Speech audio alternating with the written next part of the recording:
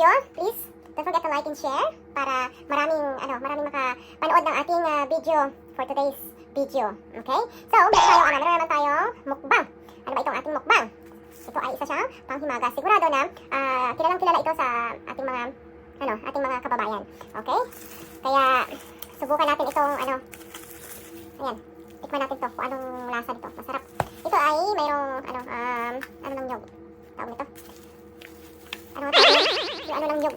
Basta ayan, coconut yung ng nyog sa loob. Tinudkod ng nyog. Ayan. Kaya buksan na natin ito para umpisahan na natin. At yan, sa mga nagkakape dyan. Yan, sakto-sakto ito sa inyong mga kaibigan na nagkakape dyan. O, nagme-merienda. Ayan siya. Ito yung kanyang nyog. So, ayan. Kaya nakahiwalay yung niya. Itong nyog kasi pag ilagay mo kagad, yan, yung iba kasi ayaw nila yung mayroong kung mas gusto mo yung tawag nito, yung maglagay ka lang sa mo, yung kakainin mo lang, yan, ganyan. Yung ganyan. Ayan, merienda na tayo. Hindi lang siya pang merienda. Ayan, kung talagang nagugutom kayo na hindi pa kayo nakaluto, yan, syempre, ito pwede.